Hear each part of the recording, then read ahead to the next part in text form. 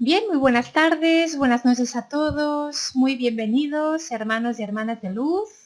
Feliz miércoles, muchas bendiciones para todos y vamos a continuar otra clase de budismo y hoy vamos a ver las escuelas filosóficas del budismo.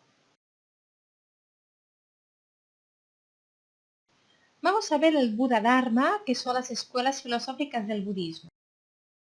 El Buda Dharma son las enseñanzas específicas de Buda y se ha desarrollado por tres vías o tres vehículos. El primero es Hinayana, el segundo es Mahayana y el tercero es Vajrayana.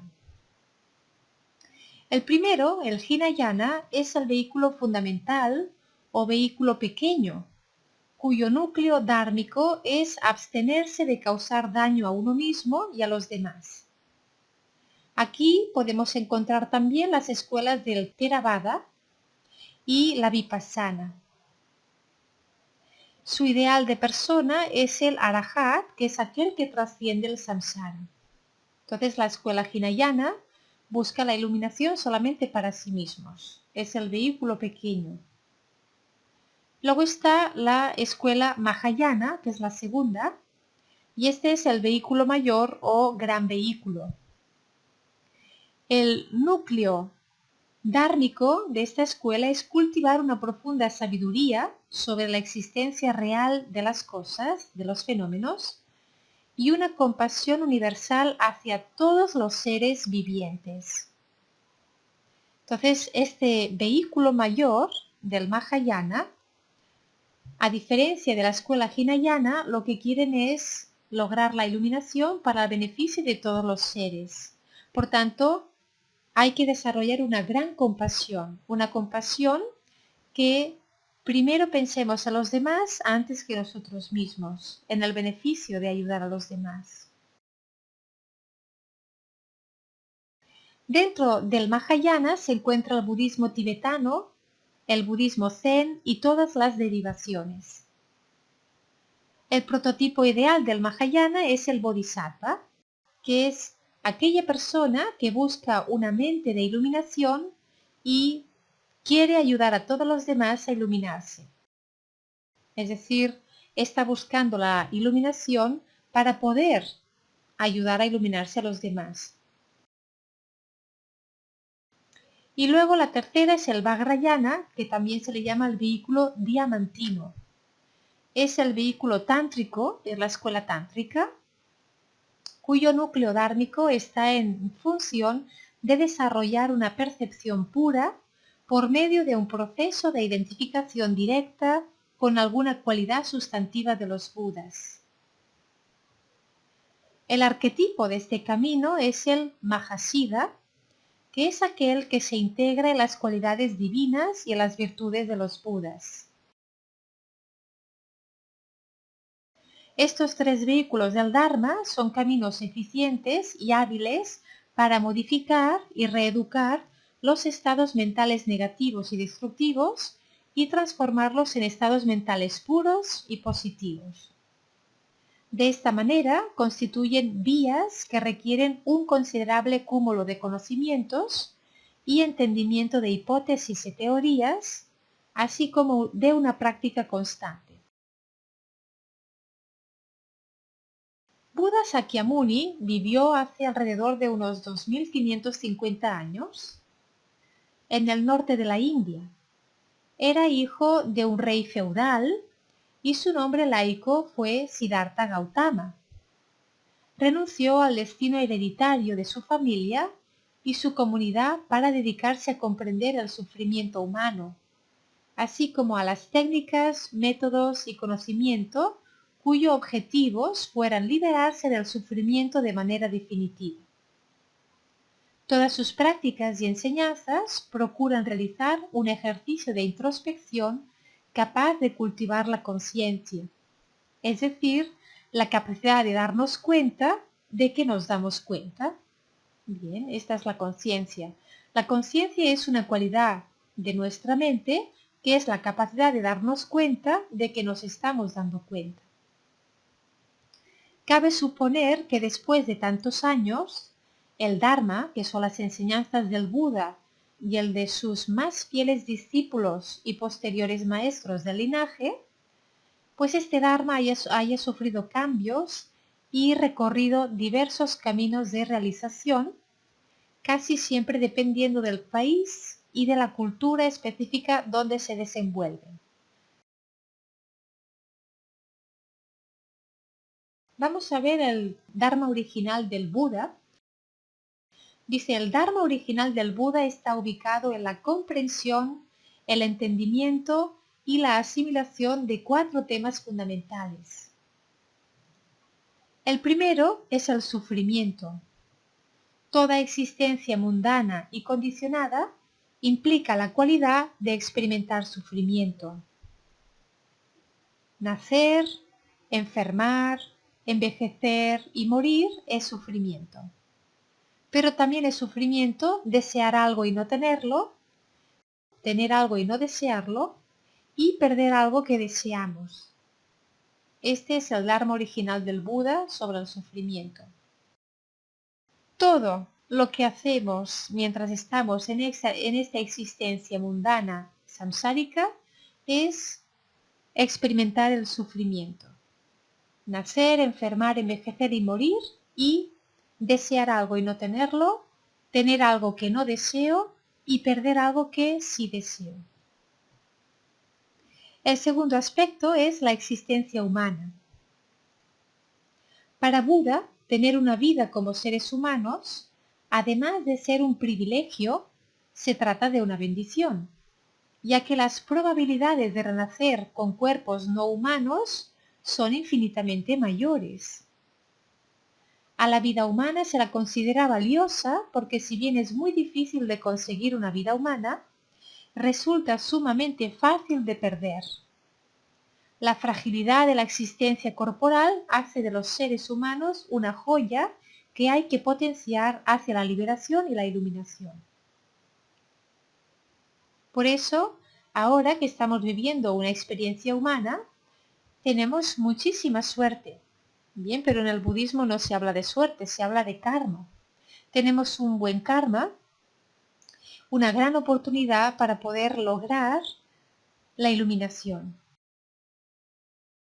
Para el budismo, un renacimiento humano es la gran oportunidad para poder trabajarnos a nosotros mismos, a nuestra mente, para poder erradicar todas las impurezas mentales y toda la ignorancia, que son la causa de que estemos en esta rueda del samsara, en este estado totalmente ilusorio.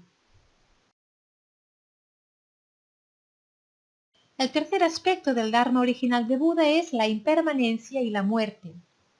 Este tercer tema plantea que tanto intelectual como vivencialmente todo cambia. Bien, todo es impermanente. Nada permanece igual, todo va cambiando. Por tanto, la construcción del ser en las cosas inanimadas y animadas es un engaño, es pura ilusión. Cuando hablamos de la construcción del ser, hablamos de la construcción del individuo, no del ser real, sino del individuo. Dado el cambio perenne, el momento de la muerte misma se convierte en algo incierto, tanto en el tiempo como en el espacio, así como en el modo de suceder. La idea de la enseñanza sobre la impermanencia consiste en ejercer un adiestramiento mental para evitar y desacreditar el apego y aferramiento a los elementos de identidad personal, que son agregados internos y externos y que tienen la inevitable función de algún momento desaparecer. Es decir, esta idea de la enseñanza sobre la impermanencia consiste en adiestrar nuestra mente para evitar caer en el apego y en el aferramiento de nuestra propia identidad personal, que es el yo. Tenemos que evitar apegarnos a nuestro propio yo y a los demás. Habla del aferramiento social, habla de los demás. Nos apegamos a los demás. Y el cuarto aspecto de este Dharma original de Buda es el karma. Este cuarto tema esencial tiene que ver con las consecuencias de nuestras acciones. Bien, experimentar los resultados de nuestras acciones. La idea pedagógica en este nivel expositivo es bastante lineal y sencilla. Las acciones cargadas de virtud y de bondad establecen las condiciones para experimentar estados de felicidad. Y al contrario, las acciones cargadas de codicia, de aversión, de odio e ignorancia crean las condiciones y las causas para experimentar estados de sufrimiento y de insatisfacción. Por tanto, es por medio de la percepción y la atención profunda como se puede prevenir la creación de karmas negativos y garantizar, al mismo tiempo, que las acciones se identifiquen con impulsos benéficos tanto para uno mismo como para los demás, y así crear las bases de la felicidad y de la satisfacción. Muy sencillo, el karma, ¿qué es? Acciones positivas dan lugar a resultados positivos. Si tú ayudas a los demás y los beneficias, la vida te ayudará a ti. Y al contrario, si tú los perjudicas, la vida te va a dar sufrimiento. Entonces tenemos que cultivar las buenas acciones. El budismo tiene su origen en el planteamiento de las cuatro nobles verdades. Casi todos sus temas abordan en sus puntos centrales o de manera periférica estas cuatro nobles verdades. La mente humana, de acuerdo con las tendencias kármicas y los malos hábitos, distorsionan esta realidad por la existencia de perturbaciones mentales y las aflicciones emocionales. Es decir, que la mente humana, según los karmas, las tendencias kármicas que tenemos en nuestra conciencia laya y todos los malos hábitos, hace que nuestra realidad, entre comillas, se distorsione y empezamos a tener perturbaciones mentales, bien, es decir, que nosotros percibamos las cosas de una manera negativa y por tanto surjan emociones negativas, aflicciones emocionales. En pocas palabras, sufrimos porque estamos hundidos en ilusiones y en engaños. Creemos que los pensamientos son la realidad. Por eso las verdades liberan a la mente de sus propias pesadillas.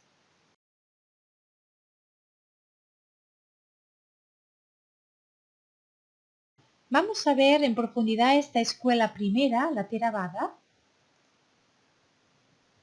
Buda el Despierto llamó a la religión que él propio fundó como el Dharma Vinaya.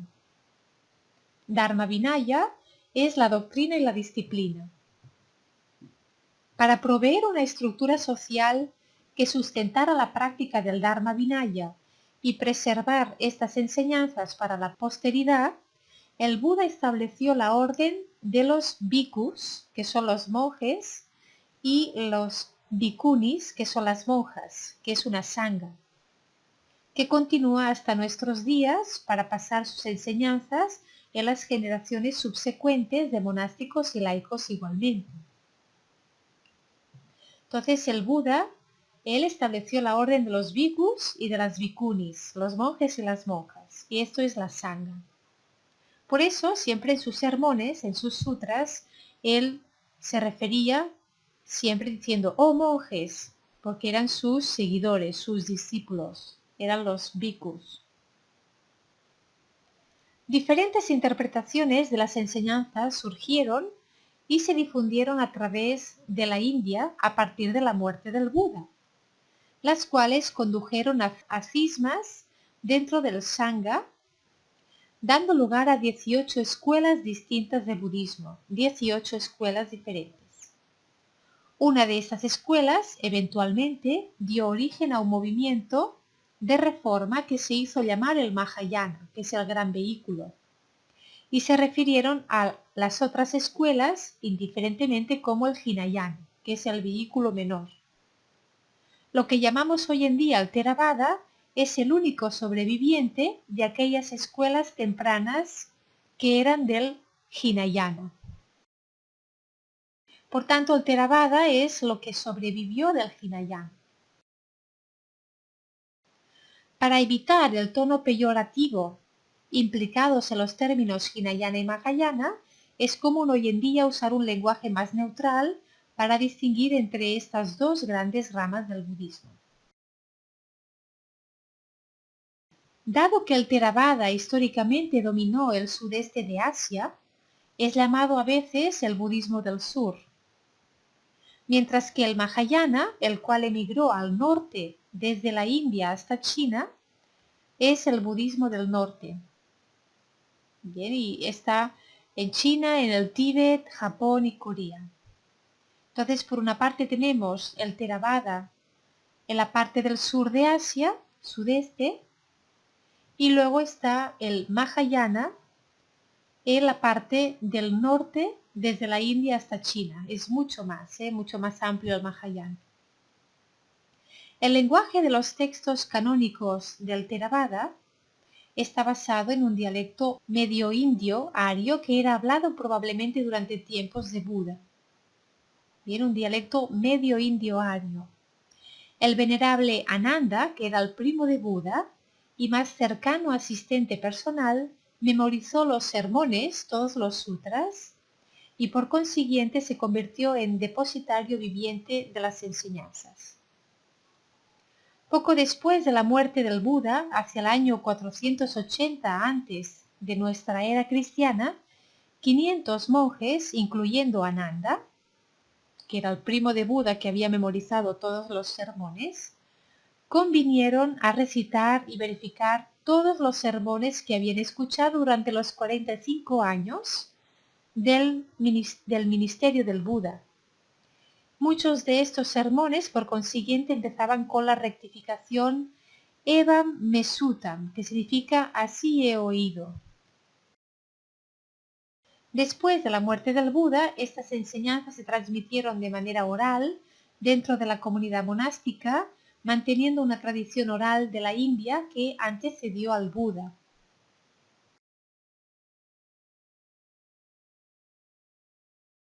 Hacia el año 250 antes de nuestra era, el Shanga o la Shanga había arreglado y compilado sistemáticamente las enseñanzas, todas ellas, en 3 divisiones. Es decir, cuando Buda daba sus sermones, él lo hacía de manera oral. Y los monjes que escuchaban los sermones los memorizaban. También estaba su primo Ananda, que él memorizaba todos los sermones durante los 45 años que Buda estuvo difundiendo el Dharma por casi todo el mundo. Entonces, más o menos hacia el año 250 a.C., se escribieron en hojas de palma todos los discursos o sutras de Buda, todas las enseñanzas del Dharma, y las compilaron en 3 cestas que se llaman el Tipitaka. Son las 3 cestas de las 3 enseñanzas o adiestramientos superiores. La primera es la Vinaya Pitaka, que es la cesta de la disciplina. Son los textos concernientes a las reglas y las costumbres de la Sangha. Es la disciplina, es Vinaya. La segunda es el Sutra Pitaka, que es la cesta de los discursos. Son los sermones y los pronunciamientos que hizo Buda y sus discípulos cercanos. Por tanto, es la doctrina, es el Dharma. La doctrina siempre va a ser el Sutra. Es la enseñanza directa de Buda, es el Dharma. Y el tercero es el Abhidharma Pitaka, que es la cesta de la doctrina especial elevada. Un detallado análisis psicofilosófico del Dharma, y es la sabiduría. En estas 3 cestas del Tipitaka o Tripitaka tenemos el Vinaya, el Sutra y el Abhidharma. Juntas son conocidas como el Tipitaka o también el Canon Pali. En el 3er siglo antes de nuestra era, los monjes de Sri Lanka empezaron a compilar una serie exhaustiva de comentarios al Tipitaka que fueron ordenados y traducidos al Pali hacia el V siglo de nuestra era. El Tipitaka, además de los textos postcanónicos, juntos conforman el cuerpo completo de la literatura clásica del Theravada. El Tipitaka es de la escuela Hinayana Theravada. El Pali era una lengua originalmente hablada sin algún alfabeto propio. No fue sino hasta el año 100 antes de nuestra era que el Tipitaka fue registrado en escritura por los monjes de Sri Lanka, quienes escribieron el Pali fonéticamente utilizando su propio alfabeto singalés. Desde entonces el Tipitaka ha sido transliterado a muchos diferentes alfabetos. A pesar de que las traducciones al inglés de los más populares textos del Tipitaka abundan, muchos estudiantes del Theravada descubren al aprender la lengua Pali, aunque sea un poquito, profundizan enormemente su entendimiento y apreciación de las enseñanzas del Buda. Es decir, que aunque estén traducidos, las enseñanzas originales en el idioma Pali se entienden mucho mejor. Nadie puede probar que el Tipitaka contiene la palabra realmente pronunciada por el Buda histórico. Sin embargo, practicar el budismo no ha sido problemático en este sentido. A diferencia de las escrituras de muchas de las grandes religiones del mundo, el Tipitaka no es tomado como la verdad incuestionable, como un inquebrantable establecimiento de verdad divina, revelada por un profeta, a ser aceptada puramente por la fe. En cambio, sus enseñanzas están para ser evaluadas en principio, a ser puestas en práctica en la vida de uno, de tal manera que uno pueda descubrir por uno mismo si conduce a los resultados prometidos. Es decir, son enseñanzas para poner en práctica y para que tú mismo descubras si realmente te conducen al objetivo que ellas señalan.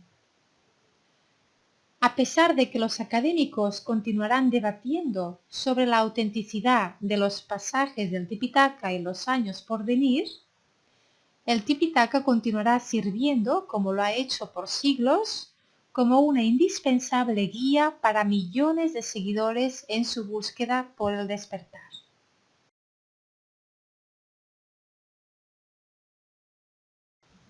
La palabra Theravada significa doctrina de los ancianos. Es una de las escuelas Nikaya que formaron el budismo temprano en la India y que conservó las enseñanzas de Buda en el canon Pali. Recordamos que el canon Pali también se puede llamar el Tipitaka o Tripitaka, que son los tres textos o las tres textas. Y el canon Pali es el único canon budista completo que sobrevive en una lengua indoaria, en una lengua Pali, que sirve como lenguaje sagrado y lengua franca del Theravada. Por tanto, Theravada, la doctrina de los ancianos, es la escuela del budismo que basa su inspiración en las escrituras del Tipitaka o el canon Pali, el cual los académicos generalmente concuerdan en que contiene los más tempranos registros de las enseñanzas del Buda. Bien, por tanto, en el Theravada están las primeras enseñanzas del Buda, las más antiguas. Otra característica de la escuela Theravada es su tendencia a ser muy conservadora con respecto a la doctrina, el Dharma, y la disciplina monástica que es Vinaya. Bien, Vinaya es la disciplina y la doctrina es el Dharma. Como una escuela distinta del budismo temprano, el budismo Theravada se desarrolló en Sri Lanka y posteriormente se extendió al resto del sudeste asiático. Hoy en día, el budismo Theravada es la religión predominante en algunos países del sudeste asiático, como Tailandia, Camboya, Birmania, Myanmar, Laos, Burma y también Sri Lanka. Además, la diáspora de todos estos grupos, así como los conversos de todo el mundo, practican el budismo Theravada. Las expresiones contemporáneas incluyen el modernismo budista, el movimiento moderno Vipassana o Vipassana y la tradición tailandesa del bosque.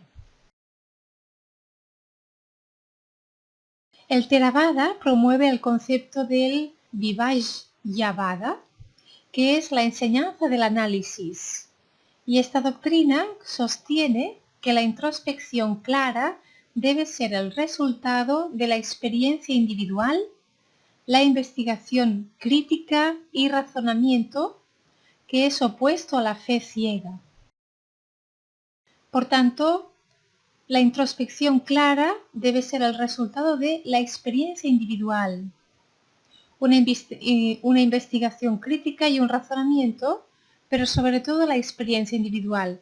No tenemos suficiente con estudiar las enseñanzas y tener conocimiento, sino que tenemos que experimentarlo. Tenemos que tener la experiencia a través de la meditación. Sin embargo, las escrituras tradicionales también enfatizan el seguir los consejos de los sabios, porque ellos y la evaluación de las propias experiencias deben ser los instrumentos para juzgar las prácticas.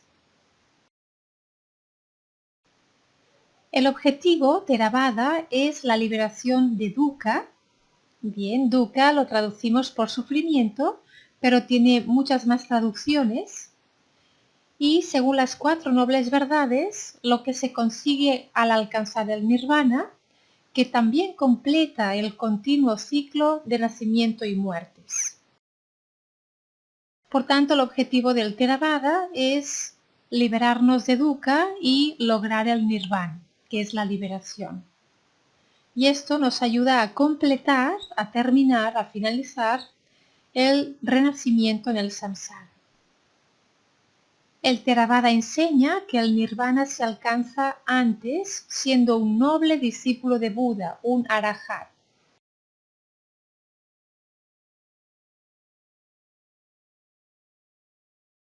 El núcleo de la doctrina Theravada está contenido en los Nikayas, que significa volumen, del Canon Pali, la única colección completa de textos budistas tempranos que sobreviven en una lengua indoaria media o prácrito llamado Pali.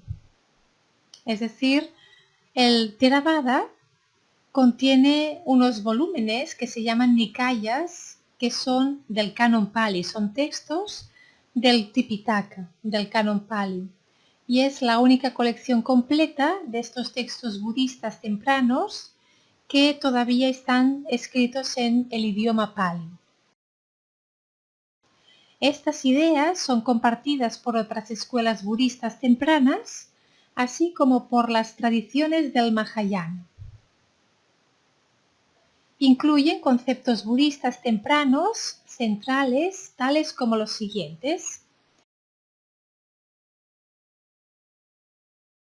Por tanto, el Theravada se centra mucho en el camino medio, las 4 nobles verdades, el noble óctuple sendero, las 3 características de la existencia, que es la transitoriedad, dukkha y la insustancialidad de un yo. Las 3 características de la existencia es la transitoriedad, que todo es transitorio, dukkha, que es el sufrimiento, y la insustancialidad de un yo. Insustancialidad significa que el yo carece de ser una sustancia sólida y fija. También los 5 agregados, también pratidya samutpada, que es la originación interdependiente o surgimiento condicionado, también el karma y el renacimiento, luego un tipo de meditación que se llama dhyana, que propone la meditación como medio único para lograr la iluminación. Luego también las Bodhipakkhiyadama, que son las cualidades que conducen a la iluminación. Luego también están las kleshas, que son los 3 venenos, son también las aflicciones de la mente, es decir, las emociones negativas, y se refiere generalmente a estados mentales que de manera temporal nublan nuestra mente y se manifiestan en acciones negativas para el karma. Y con el tiempo, la klesha se ha asociado con las raíces profundas de la existencia del samsara, y son el deseo, la ira y la ignorancia. Acordamos de estos 3 animales. El deseo es el gallo, la ira es la serpiente y la ignorancia es el cerdo. Luego está avidya, que significa ignorancia.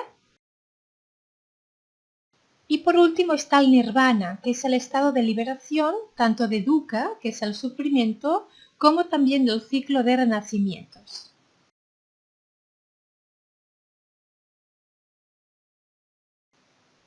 Esta escuela Theravada también se llama Hinayana y significa el vehículo pequeño. En esta escuela los practicantes buscan la iluminación solamente para sí mismos, al contrario que la escuela Mahayana,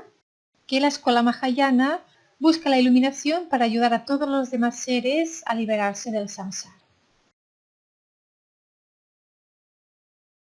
La Theravada, es la escuela de las primeras enseñanzas que dio Buda, como hemos explicado, y esta escuela basa su conocimiento de la mente en los textos de la Abhidharma. Aquí tenemos el Tipitaka, o también llamado Tripitaka o Canon Pali, y son las 3 cestas del sutra, es decir, aquí se recopilaron todos los sutras, que son las enseñanzas o sermones que dio Buda. Y se llaman las 3 cestas porque se recopilaron en 3 cestos. En el primero tenemos la Vinaya Pitaka, que es el cesto de la disciplina. En el segundo tenemos el Sutra Pitaka, que es el cesto de todos los sermones de Buda. Y en el tercero está el Abhidharma Pitaka, que es la sabiduría. Y aquí en el Abhidharma se estudian solamente las 6 conciencias. Bien, luego hay escuelas más adelante, más posteriores, que son mucho más profundas, que ahora las veremos, y ellas añaden 2 conciencias más a estas 6.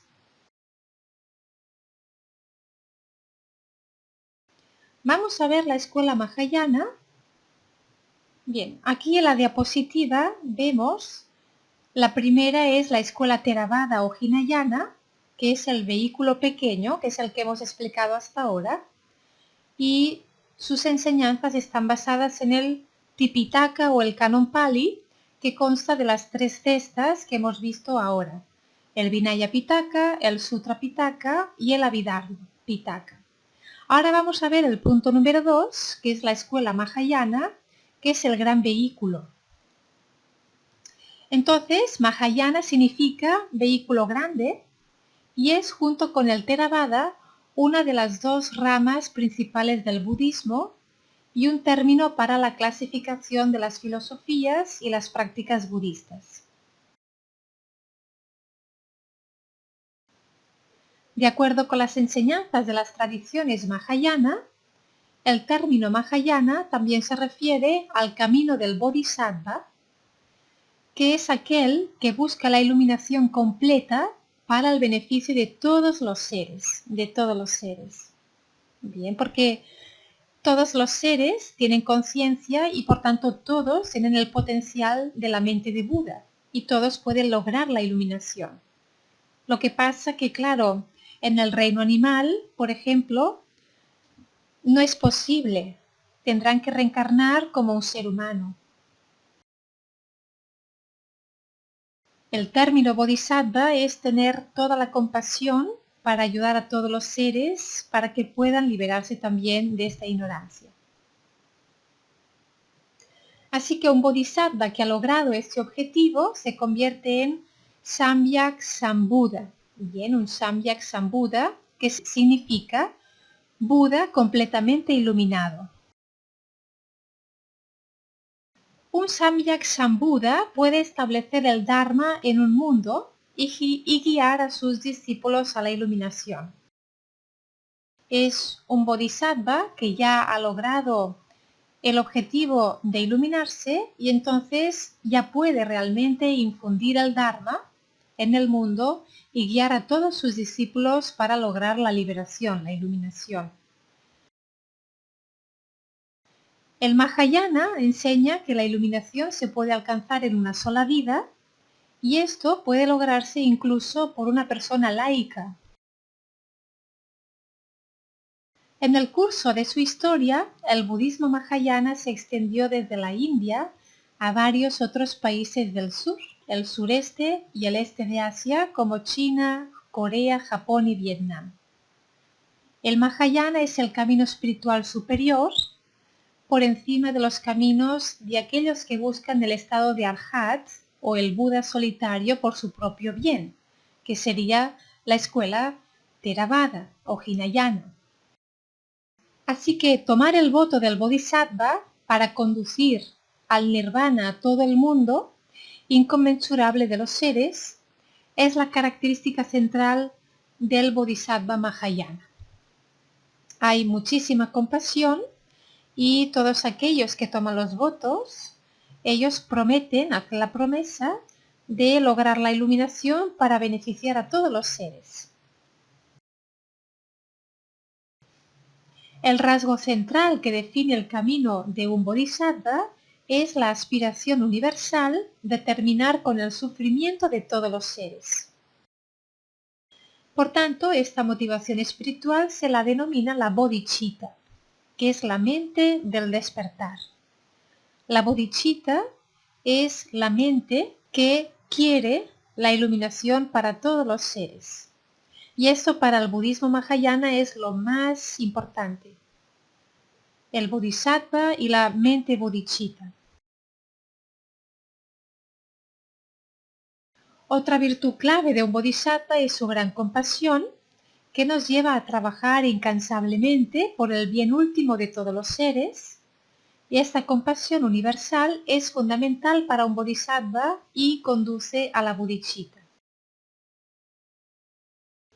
Según el filósofo Shantideva, cuando surge la gran compasión y la bodhicitta en el corazón de una persona, deja de ser una persona común y se convierte en un hijo o hija de los Budas.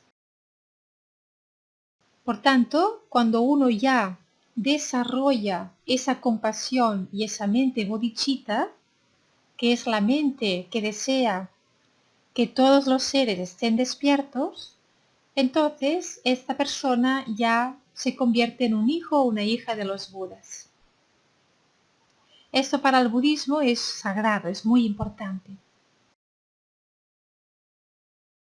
Otra virtud fundamental del bodhisattva es prajna, que significa conocimiento o sabiduría trascendente, que es una comprensión de suñata. Suñata significa la vacuidad, es decir, todo es vacío, que surge del estudio, de la consideración profunda y de la meditación.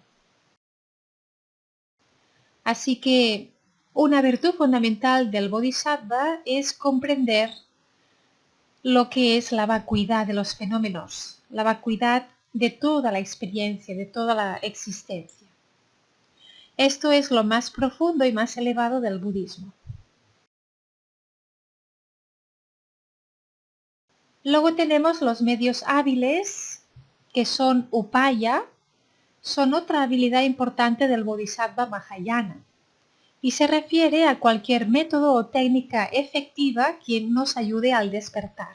Bien, los medios hábiles es un medio inteligente o una estratagema que conduce al crecimiento espiritual y lleva a los seres a la budeidad.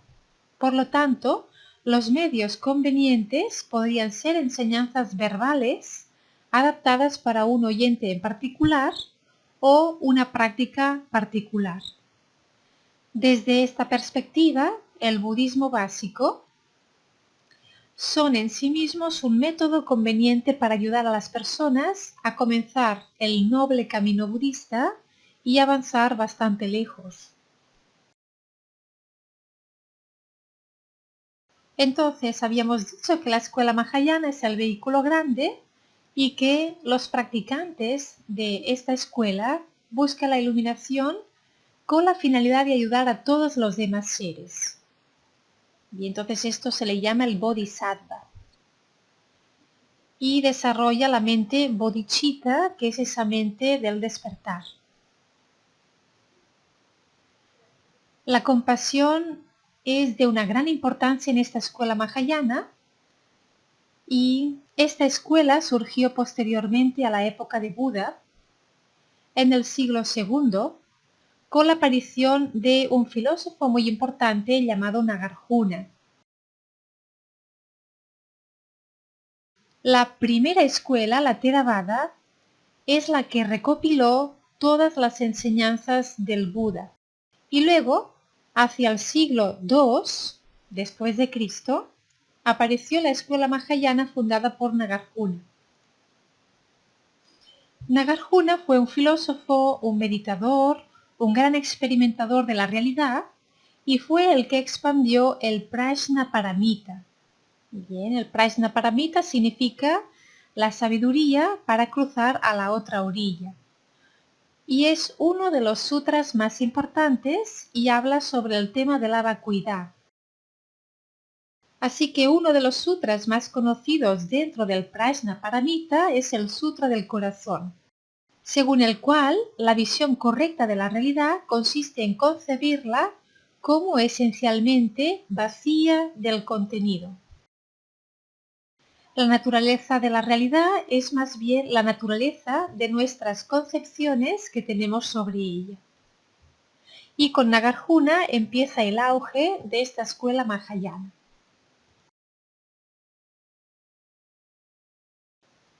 El Mahayana posee una palabra para describir esta realidad verdadera y es la palabra tatata, que significa ser así o ser eso.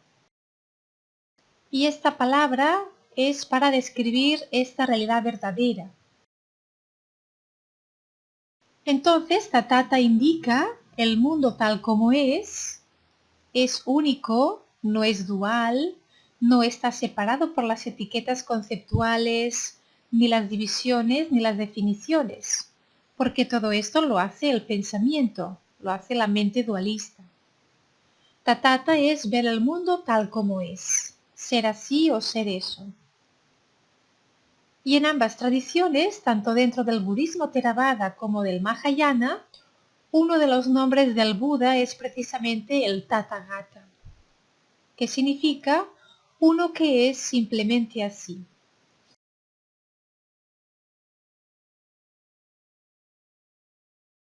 Entonces, dentro de la escuela Mahayana tenemos la escuela Madhyamika, o también se le llama Madhyamaka, Madhyamika o Madhyamaka, y significa la escuela del camino medio, es decir, significa ni esto ni aquello, nada de los extremos, sino que el camino medio. Y es una escuela creada por Nagarjuna que también toca el tema de la vacuidad. Este camino medio de la escuela madhyamika significa ni esto ni aquello, las cosas ni existen ni no existen. Entonces, nosotros en el budismo siempre hablamos de la naturaleza de los fenómenos desde dos perspectivas. Desde la perspectiva de la todo es relativo y desde la perspectiva de lo absoluto. Tenemos desde la mirada relativa o desde la mirada absoluta. Cuando hablamos desde la mirada relativa, hablamos desde todo lo que nosotros percibimos, que lo vemos como real, hablamos de la mente dual, de la mente samsárica, hablamos de que todo esto nos parece sólido y real. Esto sería desde la verdad relativa. Y desde la verdad absoluta se explica desde un estado mucho más profundo que trasciende toda esta dualidad y solamente ve lo que es la unidad. No hay dualidad todo esto que parece tan real y tan sólido en realidad es vacuidad. La escuela es del camino medio, la escuela madhyamika, lo que hace es juntar estas dos verdades, la verdad absoluta y la verdad relativa, las junta. Porque como es el camino medio, no es ni esto ni aquello, las junta. Y juntar estas dos verdades, la relativa y la absoluta, no es muy fácil de entender. Porque claro, o lo ves desde la dualidad o lo ves desde la unidad. Dice, esto no es fácil de comprender porque nuestra mente ve las cosas a través de la dualidad. A través de la dualidad es imposible poder comprender la verdad, la unidad. Con una mente dual no se puede comprender lo no dual. Pero la filosofía madhyamika del camino medio lo que enseña es que las cosas no son ni de una manera ni de otra. Porque estos son conceptos y la realidad está más allá de los conceptos. Entonces vemos aquí que ya la escuela mahayana, con esta escuela madhyamika, es un poquito ya más profunda para estados de conciencia más despiertos que puedan comprender lo que está más allá de lo relativo y de la dualidad. La segunda escuela de esta filosofía mahayana es la Chitta Matra. Bien, tenemos dos, la Madhyamika, que es la del camino medio, y la Chitta Matra, que significa solo mente. Esta escuela apareció posteriormente en el siglo IV y es la escuela Chitta Matra, que significa solo mente. Chitta significa mente y Matra significa solo, por tanto, solo mente. Y es una de las dos principales escuelas del budismo mahayana. Esta escuela afirma que todo es mental y que el mundo que percibimos todo es mental. Que no hay nada real, fijo, sólido, sino que todo es una proyección de nuestra mente. Entonces, esta escuela, la Chitta Matra, es la que explica las 8 conciencias. Mientras que la escuela Theravada explica las 6 conciencias, la escuela Mahayana, profundiza todavía más y explica las 8 conciencias. Y con esta explicación vamos a poder comprender mucho mejor cuál es la verdadera naturaleza de la mente y de lo que realmente somos.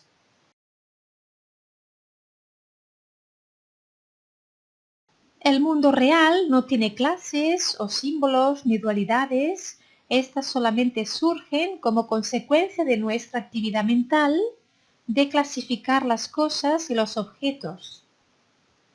Solo cuando clasificamos notamos las diferencias y si dichas clasificaciones son productos de la mente, entonces aquel mundo, considerado como el conjunto de diferentes clases de objetos, en realidad es también el producto de la mente.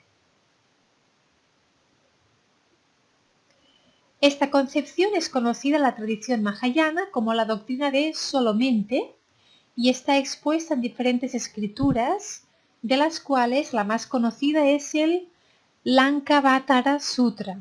Bien, el Lankavatara Sutra, que vamos a leer lo siguiente de este sutra.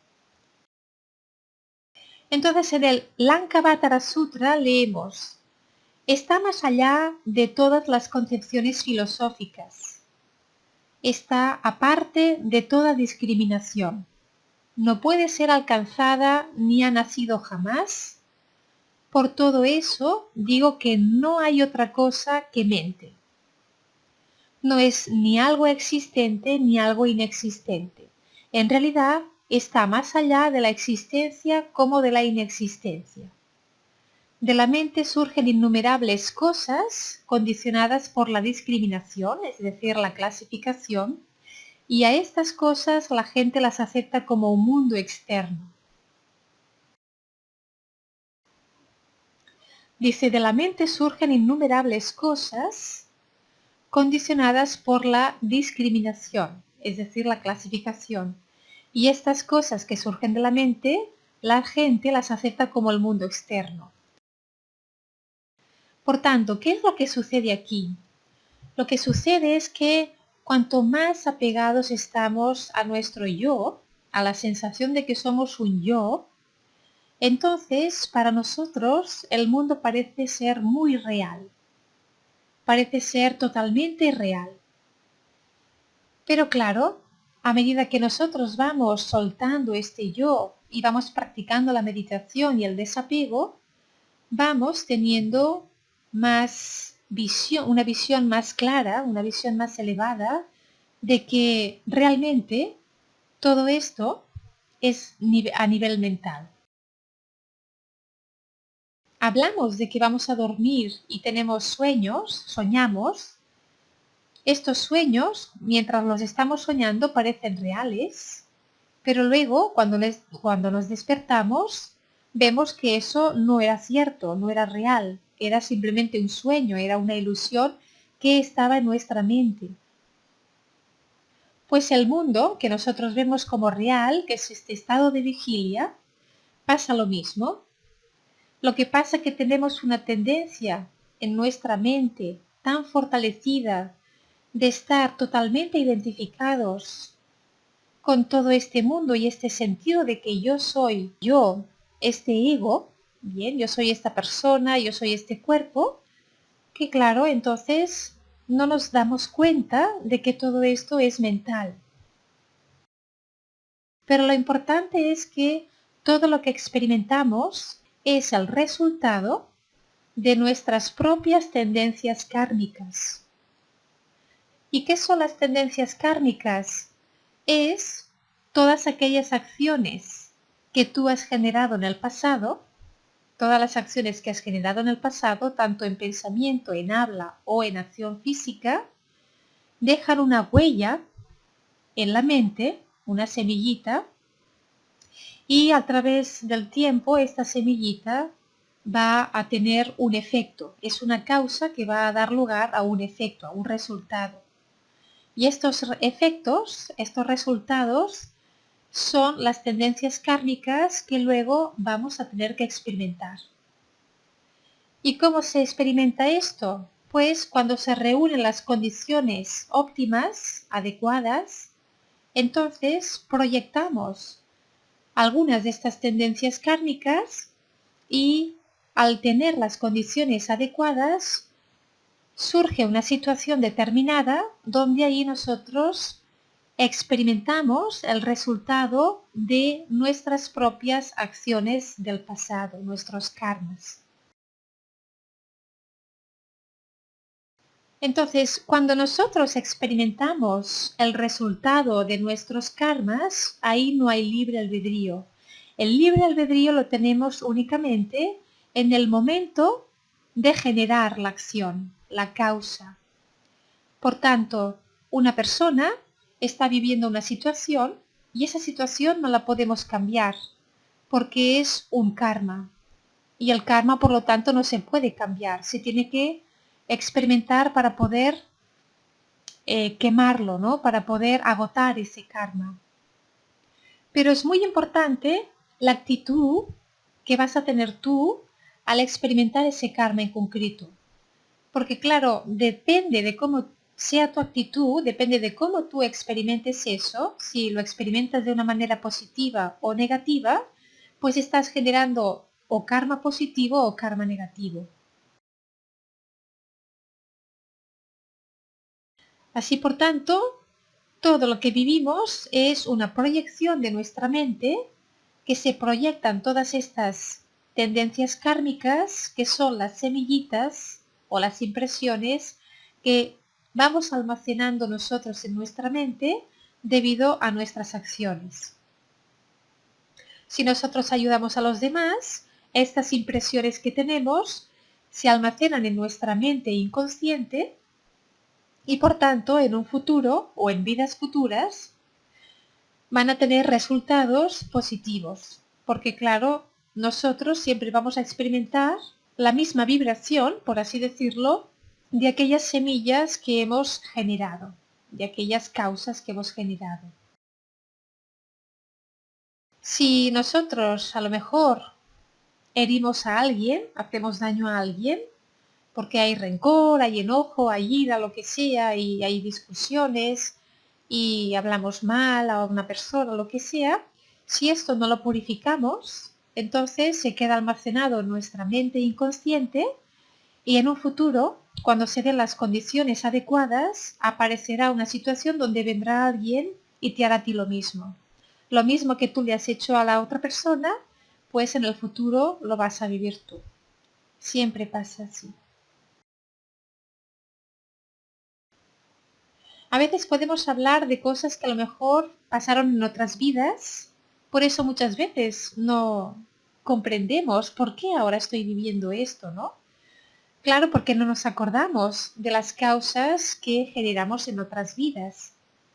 Y a veces sucede que lo podemos haber generado en la misma vida, pero que haya pasado mucho tiempo, incluso años, y lo hayamos experimentado el resultado de eso al cabo de muchos años.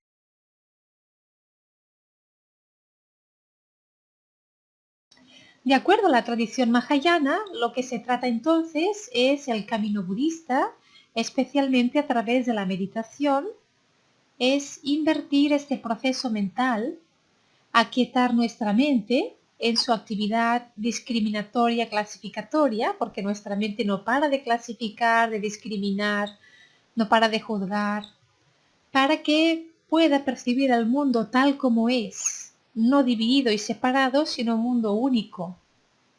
Así que lo más importante también para la práctica de la filosofía mahayana es la práctica de la meditación. Esta perfecta visión, prajna, despertará nuestra compasión por todos los seres vivos. Esta compasión se le llama karuna y de esta manera podremos emprender el camino, el perfecto camino del bodhisattva. Vamos a hablar de la tercera escuela, que es la Vajrayana o Tantrayana. Y esta escuela, Vajra significa diamante, que era la sustancia más dura que se conocía, por lo cual llegó a simbolizar la indestructibilidad y la perfección del universo. Todos sabemos que el diamante es el metal o el material más duro, no se puede ni siquiera rajar. Y Vajrayana significa camino del diamante. Otros nombres que se asignan al camino del diamante son Mantrayana y Tantrayana, debido al lugar especial que ocupan tanto los mantras como el tantrismo en la práctica de esta variación del budismo. El mantra es una corta fórmula que se pronuncia repetidas veces para facilitar la concentración. Por tanto, cuando recitamos mantras, lo que estamos haciendo es concentrarnos en el mantra para que nuestra mente no se distraiga, para que esté totalmente concentrada en el mantra. Además, los budistas tibetanos, siguiendo la antigua tradición india, creen que algunos mantras poseen el poder para desarrollar ciertas prácticas espirituales protectoras de la mente. Así que los mantras tienen algunas palabras con una vibración muy elevada y estos mantras, cuando son recitados desde el corazón, también nos protegen, nos elevan y nos protegen la mente. Por otro lado, el tantra literalmente significa extensión o continuación del conocimiento. En la práctica vajrayana se conocen ciertas escrituras cuya autoría se atribuye al mismo Buda, pero que fueron reveladas en situaciones o en circunstancias poco comunes, como cuando él mismo predicaba a los dioses o a otros seres suprahumanos, y obviamente se originan en fechas posteriores. Es decir, esta tercera escuela, el Vajrayana, son enseñanzas de Buda, pero son enseñanzas mucho más profundas y elevadas que las de la primera escuela de Theravada y Hinayana. Entonces, Buda, según el estado de conciencia de sus discípulos, él daba sus sermones de una manera o de otra, para que ellos pudieran comprenderlo. Entonces, claro, si había discípulos que habían despertado muy poco, pues les daba más unos sutras, unas enseñanzas más Theravada, más básicas. Pero en el Vajrayana, aquí los discípulos que tenían una conciencia más elevada, más expansiva, podían entender aspectos mucho más profundos y por tanto Buda también explicaba a estas gentes todo esto. Así que eran enseñanzas mucho más elevadas que no todas las personas comprendían. Por eso Buda solo las explicaba a aquellas personas que eran más elevados.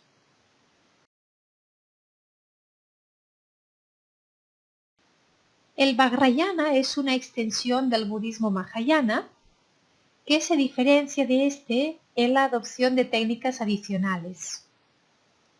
Está fundado por los Mahasiddhas indios. Incluye prácticas que hacen uso de mantras, de dharanis, que es un tipo de discurso ritual similar a un mantra. También usan mudras, mandalas y la visualización de deidades y de budas. Es un budismo mucho más esotérico. Algunos de estos upayas son los medios para conseguir un objetivo. Algunos de estos upayas son prácticas esotéricas que solo pueden ser iniciadas y transmitidas por un maestro espiritual. Debe ser un lama o un gurú y que sea competente, es decir, que esta persona ya haya despertado y ya tenga la capacidad para poder enseñar todas estas enseñanzas.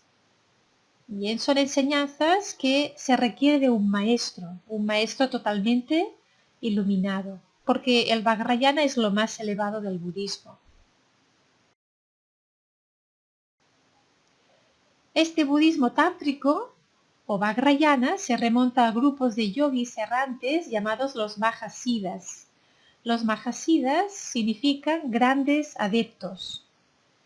Y estos Mahasiddhas utilizaron los métodos que eran radicalmente diferentes de los utilizados en los monasterios budistas, como la vida en bosques y cuevas y la práctica de la meditación en campos crematorios.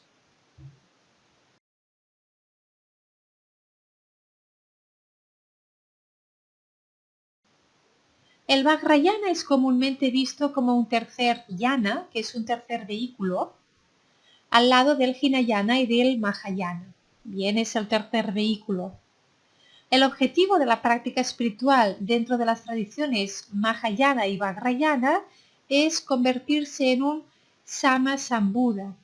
Un Sama-sambuddha significa un Buda completamente despierto. Los que están en este camino se denominan bodhisattvas. Por tanto, en el Vajrayana también aparece el bodhisattva. Al igual que con el Mahayana, la motivación es un componente vital de la práctica Vajrayana.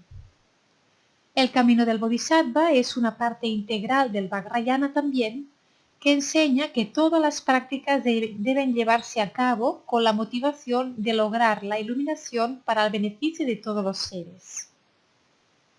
Esto es la bodhicitta. Bien, esta mente del despertar de la compasión es la bodhicitta. Esto es lo más elevado y lo tienen tanto la escuela Mahayana como la escuela Vajrayana.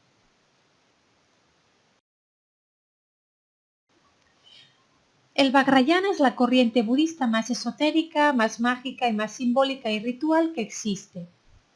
Debido a este carácter enigmático y la simpatía que se gana en el mundo, el gobierno del Tíbet, un gobierno exiliado luego de que este país fuera invadido por China, presidido por la gran figura política y espiritual del Dalai Lama, pues el budismo tibetano ejerce una gran influencia en el mundo occidental, donde quizás sea la corriente budista más conocida, aunque no por eso más representativa. Por tanto, tenemos que el budismo tibetano es el más conocido y quizás el más importante. Bien, en el budismo tibetano tenemos sobre todo la escuela Mahayana y la escuela Vajrayana.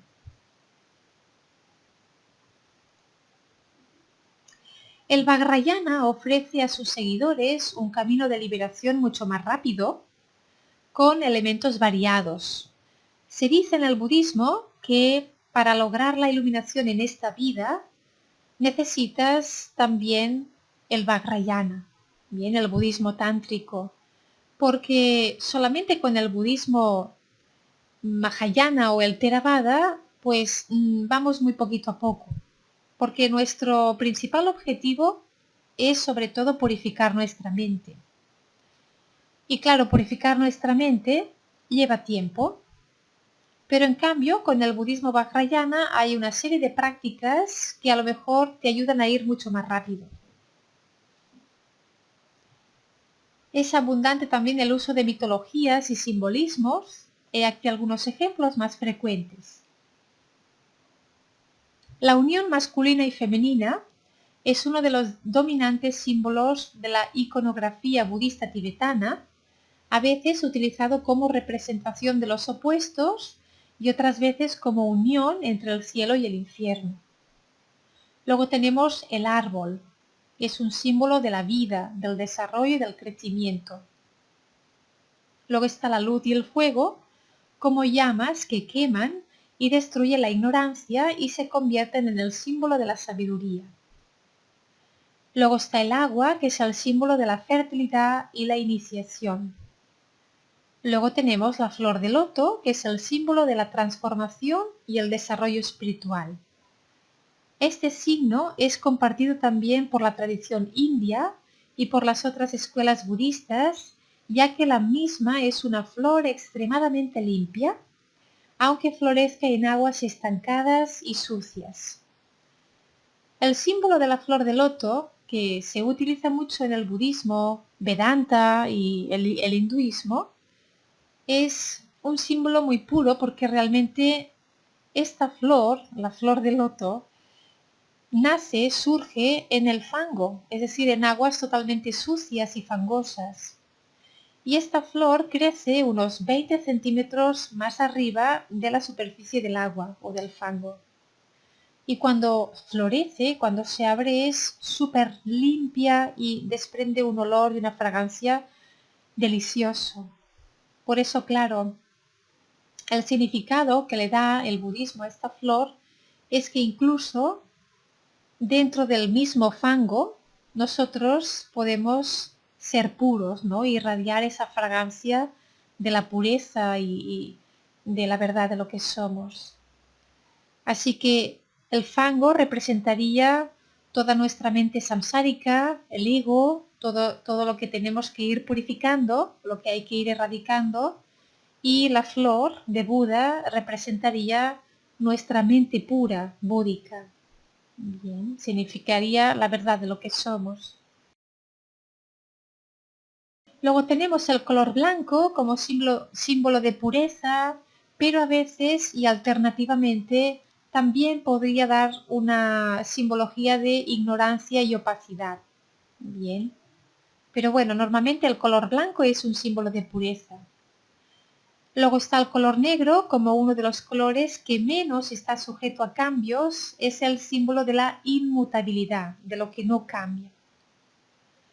El color azul, así como las aguas de un quieto lago reflejan innumerables objetos de forma imparcial, simboliza el conocimiento reflejado en los fenómenos que no son distorsionados.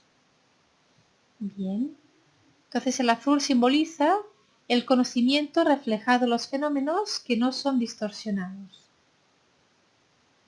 Y tenemos el color rojo, que al contrario del azul es el símbolo de un conocimiento distorsionado y apasionado. Bien, el rojo es el color del fuego, de la pasión. Y luego están las deidades que beben sangre en las copas. Estas sugerentes imágenes representan las aflicciones, que es la sangre, y la capacidad de las deidades de poder neutralizarlas, es decir, el acto de beber esta sangre significa que estas deidades, estos dioses, tienen la capacidad de poder beberse, neutralizar, absorber estas aflicciones. En el Vajrayana se mencionan los 5 Budas celestiales que representan los 5 componentes físico-mentales del ser. es decir, los 5 agregados, los 5 skandhas, en su transformación hacia el modo de ser purificados. Transformar los 5 agregados en las 5 sabidurías. Eso es lo que hace muchísimo el Vajrayana. Ya estuvimos explicando un poquito los 5 agregados. Vimos que son todos los 5 aspectos que nosotros no somos. Bien, el cuerpo, las sensaciones, las percepciones, todo lo que vimos de los 5 agregados y la conciencia. Y estos 5 agregados los podemos transformar en las 5 sabidurías. Y esto, cada uno de estos 5 Budas representa a estos 5 agregados o estas 5 sabidurías. Por tanto, cada uno de estos Budas estaría encargado de la purificación de uno de los 5 agregados, de los 5 skandhas. Estos Budas, según las creencias tibetanas, también se encargaron de colocar en los seres humanos los 5 centros de energía física que son los chakras. El Vajrayana es esotérico en el sentido de que la transmisión de ciertas enseñanzas solo ocurre directamente de maestro a alumno, durante un empoderamiento, y su práctica requiere una iniciación en un espacio ritual que contiene el mandala de la deidad. Entonces, vemos que las enseñanzas Vajrayana son de difícil acceso porque se necesita un maestro físico para que podamos nosotros tener estas enseñanzas, estos conocimientos y esta sabiduría. Para participar en la práctica del Vajrayana, un estudiante debería haber recibido tal iniciación o permiso. Bien, hay que hacer unas iniciaciones y ahí te dan la posibilidad de poder estudiar el Vajrayana. ¿Por qué? Porque las enseñanzas son secretas en sí mismas, lo que significa que incluso si se las dijera directamente a una persona, esa persona no entendería las enseñanzas sin el contexto adecuado.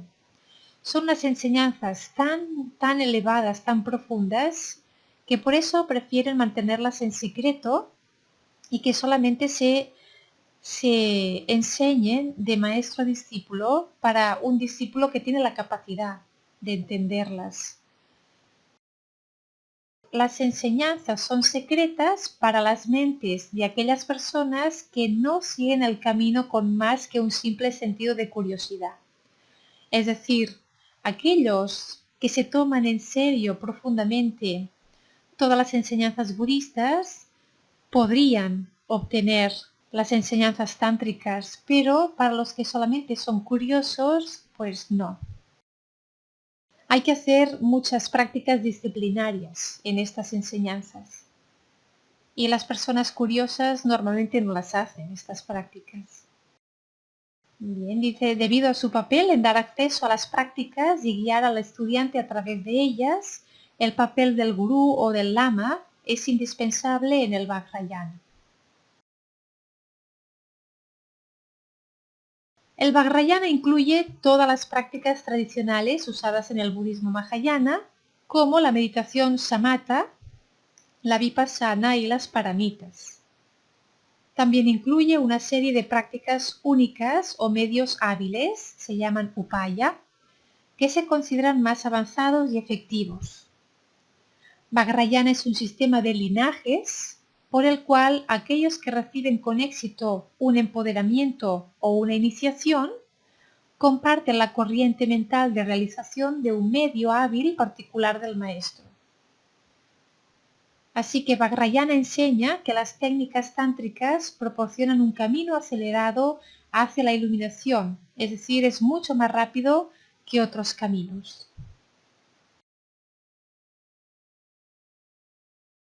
Algunas de las prácticas del Vajrayana son ciertas técnicas de meditación asociadas con los sistemas llamados Mahamudra y el Dzogchen, y a menudo denominadas prácticas sin forma.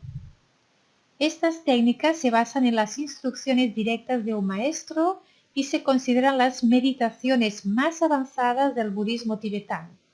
Ahora hablaremos de lo que es el Mahamudra. Es una escuela, la escuela del Mahamudra, y esta visión de la mente del Mahamudra está basada también en el Vajrayana y el Mahayana. El Mahamudra es la observación directa de la mente por medio de la meditación, es decir, por medio de la meditación chiné, que es calmar la mente, por medio de la meditación de la visión profunda, que es de observarla y de comprenderla. Y este Mahamudra utiliza los conocimientos de la escuela Chittamatra, del Mahayana, que es solo mente, y de la otra escuela, la Madhyamika, que es la del camino medio. Y con estos conocimientos observa la mente y esto le ayuda a comprender la mente. Por tanto, el Mahamudra es lo más elevado y es comprender la verdadera naturaleza de la mente, es decir, la verdadera naturaleza de lo que somos. Esto es el Mahamudra. El estudio de las enseñanzas es la base para que puedas meditar correctamente. Con solamente los estudios no puedes lograr la iluminación. Necesitas también la práctica de meditación. Así que en el budismo es muy importante 3 cosas: el estudio, la reflexión y la meditación. Bien, sin estas 3 es muy difícil entonces poder lograr la iluminación. Entre las enseñanzas del Buda también se encuentra el Tantra o Vajrayana. Y su base es el amor, es la visión correcta de la realidad y una renuncia total.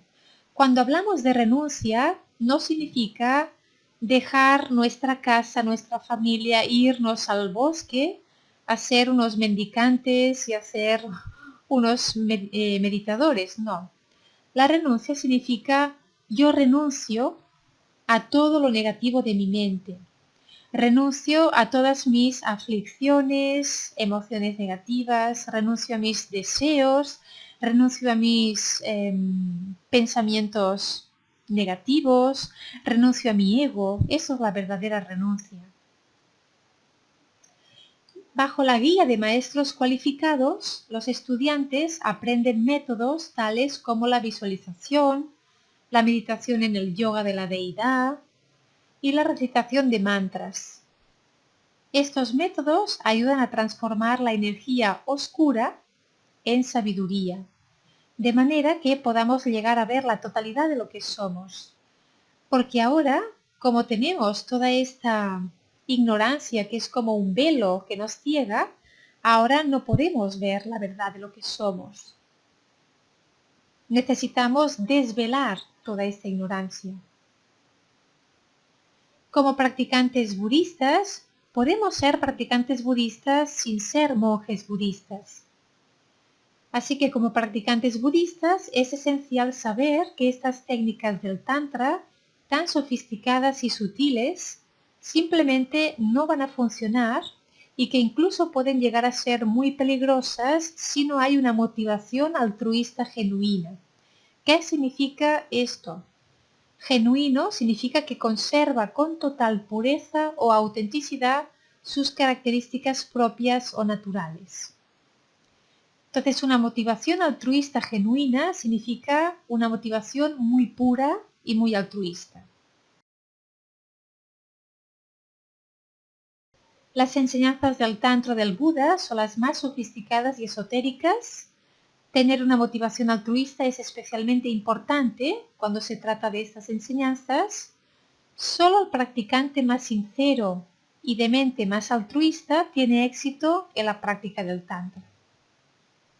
Recordamos también que aquí tenemos la mente de la bodhicitta, que es la mente de la compasión, para que todos los seres sean liberados también. Buda explicó que la naturaleza fundamental de la mente es la pureza. Simplemente tenemos que descubrir esta pureza que los velos de nuestra ignorancia esconden. Bien, hay que ir como las capas de cebolla e ir quitando estos velos poco a poco, con todas estas prácticas.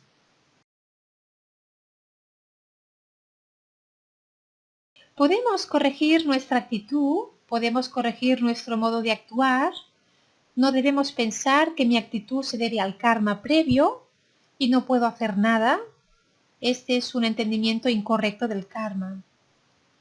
No debemos pensar que no tenemos poder, no tengo poder, sí que tenemos poder. Los seres humanos tenemos el poder para cambiar nuestro modo de vida, nuestra actitud, nuestros hábitos. Esta capacidad puede denominarse el potencial búdico o el potencial divino, como se quiera.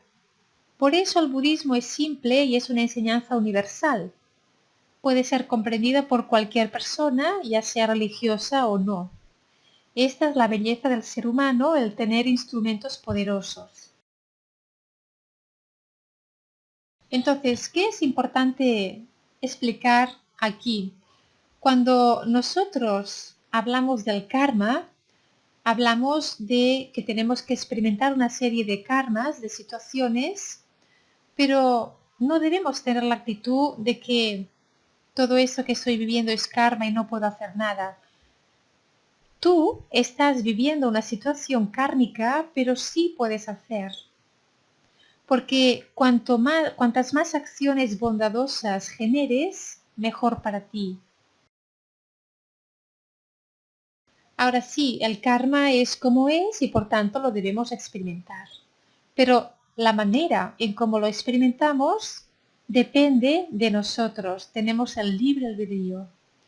O lo experimentas desde el amor y desde la paz, o lo experimentas desde el dolor y el sufrimiento.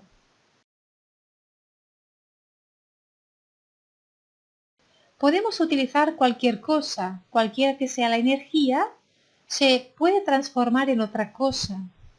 Por esta razón, el budismo tibetano enseña tantos métodos para transformar el apego en camino a la liberación. ¿Cómo transformar el deseo en camino a la liberación? Enfatizamos mucho el método. Según el budismo tibetano, no hay ningún problema que el ser humano no pueda resolver. Bien, no existe ningún problema que no podamos resolver. Debemos entender que se trata por completo de mi problema y animarnos pensando, puedo trabajarlo y puedo resolverlo. Esta actitud es fundamental para nuestro crecimiento personal.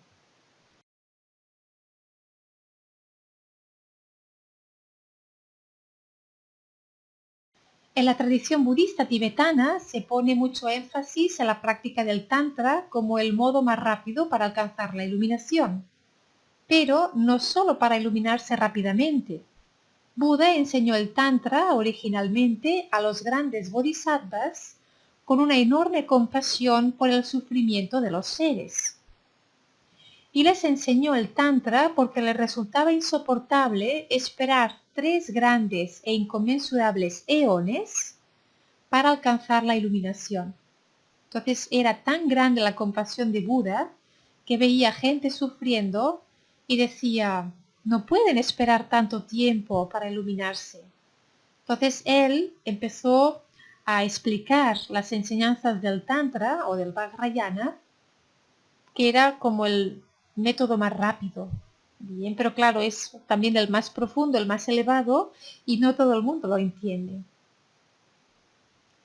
Mientras trabajamos para llegar a ser un Buda, todo este tiempo los seres continúan sufriendo. Debido a esto, Buda enseñó el camino rápido para alcanzar la iluminación y es este camino del Tantra. Y está dirigido a los bodhisattvas, que son los seres que tienen una gran compasión. Bien, es una compasión insoportable. ¿Por qué insoportable? Porque no soportan ver a las personas sufrir. Bien. Así que todo el budismo tibetano está influenciado por esta visión tántrica. En el Tantra, el maestro cualificado personifica las 3 joyas, que es el Buda, el Dharma y la Sangha.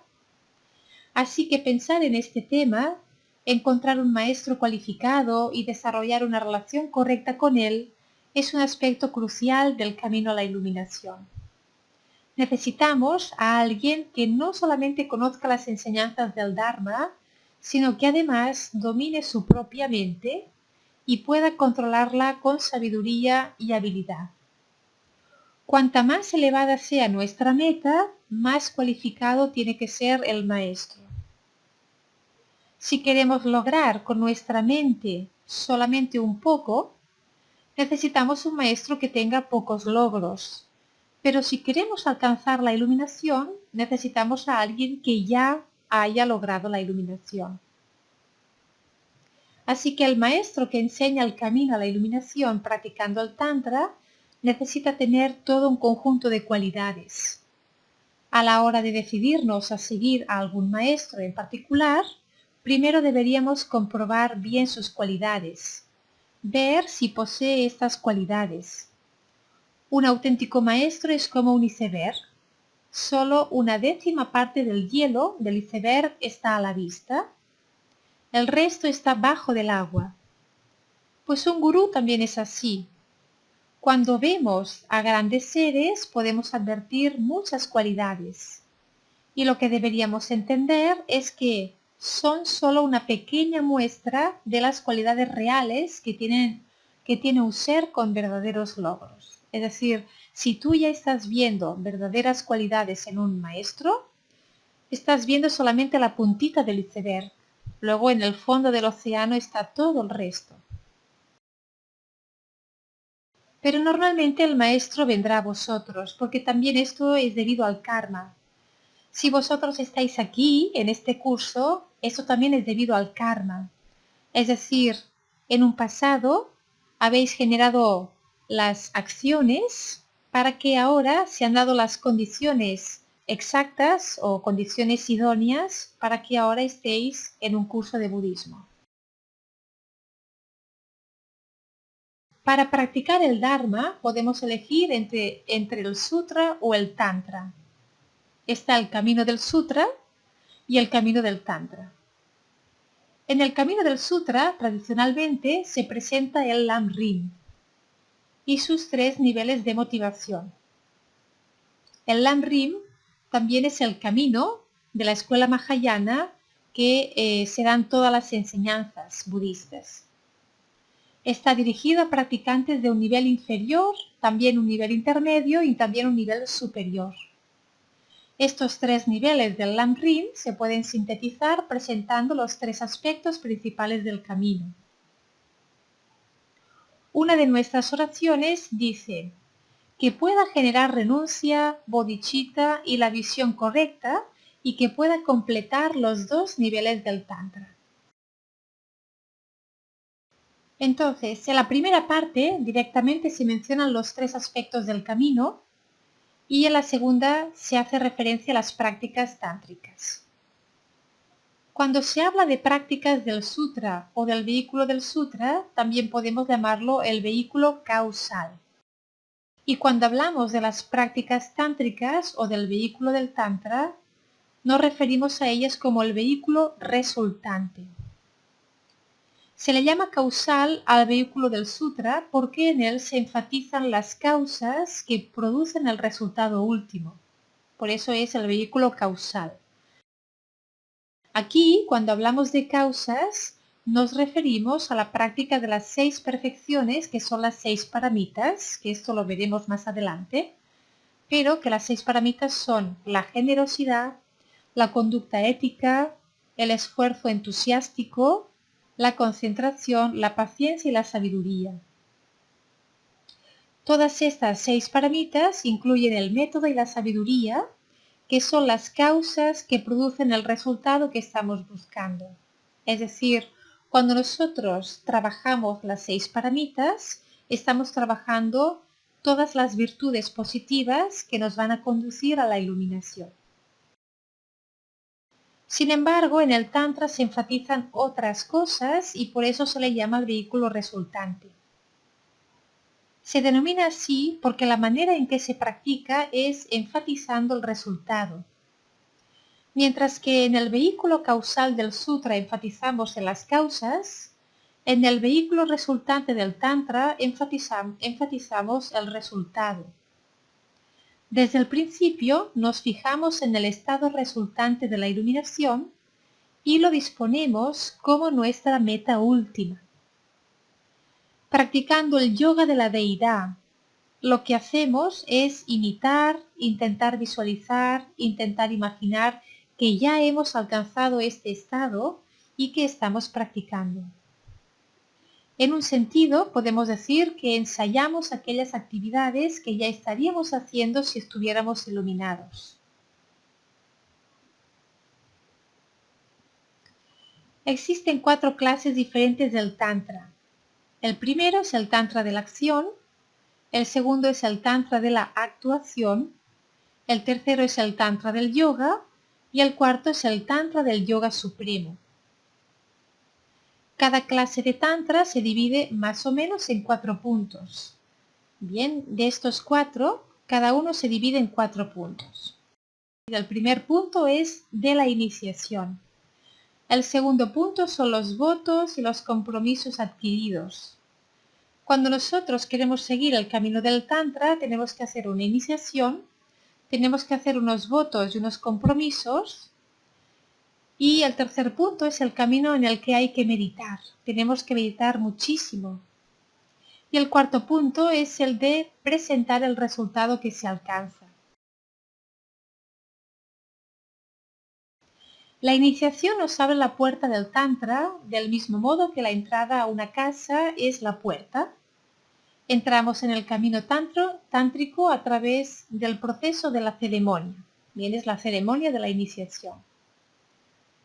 La ceremonia es la que autoriza a poder escuchar, a poder reflexionar y meditar las diferentes enseñanzas tántricas.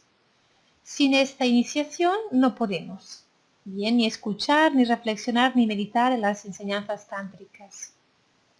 Es importante distinguir entre las diferentes disposiciones de los asistentes a una ceremonia de iniciación. Habrá algunas personas que la recibirán solo como una bendición y habrá otras personas que la tomarán como iniciación. Es decir, aquellos que están realmente interesados y motivados harán la iniciación. Los que no, simplemente recibirán esa ceremonia como una bendición. Si consideras que no eres capaz de mantener los votos y los compromisos que conlleva tomar la iniciación, que no estás preparado para meditar en este camino, ni estás preparado para visualizarte como la divinidad, entonces lo mejor es no tomar la iniciación. Pero puedes asistir a la ceremonia y recibir todo como una bendición. Por otro lado, si decides que estás preparado para tomar estos votos y compromisos y deseas involucrarte en estas prácticas, puedes solicitar y recibir la iniciación. Entonces, tienes la obligación de mantener los votos y los compromisos, además de todas las prácticas diarias. En los tantras de la acción y de la actuación, los primeros niveles de votos que toman los laicos son los de liberación individual, que se dan como votos de refugio, e incluyen el abandono de las 10 acciones no virtuosas. Sobre esa base se toman los votos de Bodhisattva. En el Tantra de la acción y de la actuación no recibimos los votos tántricos. Cuando se trata del Tantra del yoga y el del yoga supremo, sobre la base del refugio y de los votos del Bodhisattva, también se toman los votos tántricos. Además de los votos tántricos, tomamos el compromiso de practicar el Guru Yoga de las 6 sesiones. Es una práctica que se tiene que hacer 6 veces al día durante todos los días. Si practicamos los tantras inferiores, pasamos por 2 niveles diferentes llamados el yoga con signos y el yoga sin signos. Dentro de la práctica del yoga con signos, nos generamos como la divinidad, visualizándola con todas sus características. En la siguiente fase, cuando se practica el yoga sin signos, meditamos en la vacuidad de estas apariencias. En el Tantra del Yoga Supremo, llevamos a cabo prácticas que corresponden al estadio de generación y al estado de consumación. Hay dos fases distintas con prácticas más o menos similares, pero que reciben distinta denominación. Mientras que en el estado de generación nos visualizamos como la divinidad, en el estadio de consumación nos concentramos en ejercicios dedicados a la purificación de nuestros canales, aires y gotas para hacerlos operativos. Tenemos que conseguir un cierto grado de purificación y flexibilidad de los vientos y gotas que circulan por nuestros canales, por los canales de nuestro cuerpo.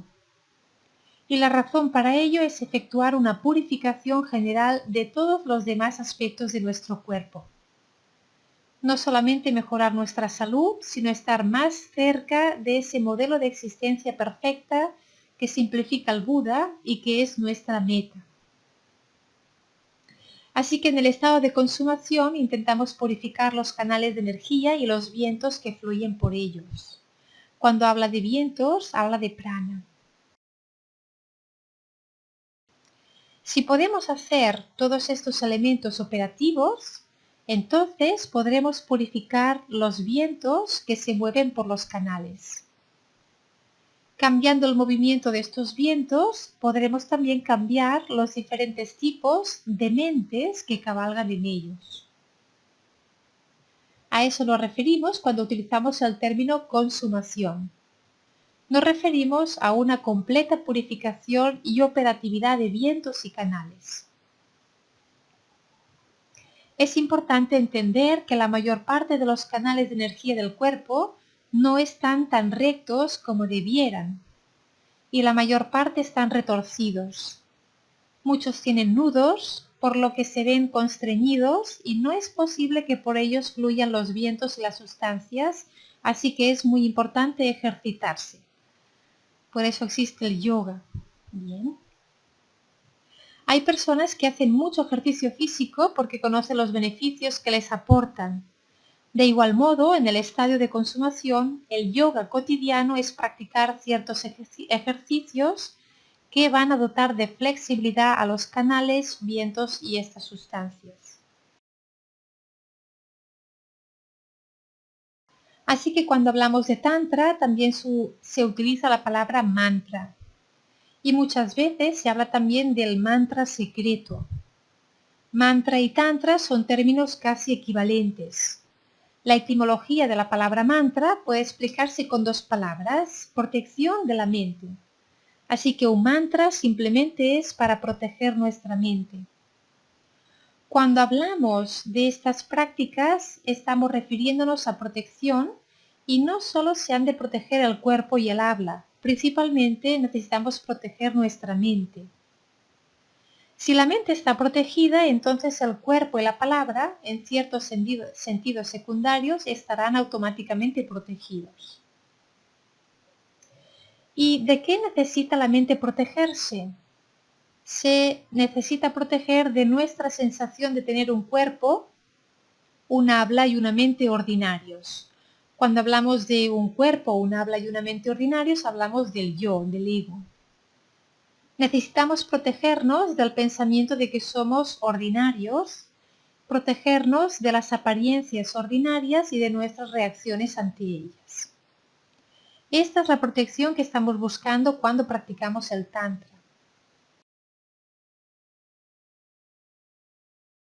Y vamos a explicar la última palabra, que es el secreto. Cuando hablamos de mantra o tantra nos referimos al vehículo secreto y se llama vehículo secreto porque son prácticas que deben permanecer ocultas. Solamente ocultas para aquellas personas que no están preparadas, que no tienen la capacidad de poder o comprender esas enseñanzas o ponerlas en práctica de una manera con una gran motivación y una gran disciplina. Se dice que si hablas de tus prácticas tántricas con personas que no están preparadas o no están adecuadas para escuchar este tipo de cosas, lo más probable es que generen una fe opuesta en contra de estas prácticas. Y esto es lo que se trata de evitar. Porque ya sabemos todos que aquellas personas que no comprenden la espiritualidad, ¿qué es lo que hacen? La niegan. Y claro, el Tantra es tan elevado que muy poquitos lo entienden. Entonces por eso se hace secreto, para que las personas que no lo entienden no empiecen a generar una mala reputación de estas grandes enseñanzas. Así que como principiantes es más sensato dedicar más tiempo de nuestra práctica al sutra que al tantra, pero esto no significa que lo abandonemos completamente. Es importante entender que el sutra en sí mismo no te puede llevar muy lejos y que el tantra, si no se basa en el sutra, no da buen resultado.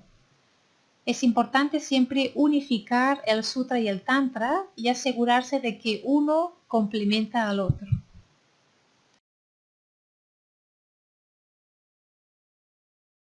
Buda dijo que toda felicidad y todo sufrimiento son debidos solo a la mente y que al ser solo mente podemos cambiar nuestra mente. Si cambiamos nuestra mente, podemos cambiar nuestra experiencia. Todos comprendemos, ¿no?, que si podemos cambiar nuestra mente, cambiamos nuestra experiencia. ¿Por qué? Porque las experiencias son una proyección de nuestra mente. Se proyectan aquellas tendencias kármicas que están almacenadas en nuestra mente. Entonces, si nosotros las cambiamos, podemos cambiar nuestras experiencias. Así que está el camino del sutra y el del tantra. En el camino del sutra tenemos la escuela Hinayana con sus sutras de la Abhidharma, que hoy en día los sigue la escuela Theravada, y también tenemos los sutras del Mahayana. Bien, esto sería el primer camino, el del sutra. Y el segundo camino es el del tantra, que es el de la escuela Vajrayana, y da una visión diferente, más profunda. Bien, en el budismo tibetano llegó tanto el sutra como el tantra. Por eso el budismo tibetano quizá es el más completo, es el mejor.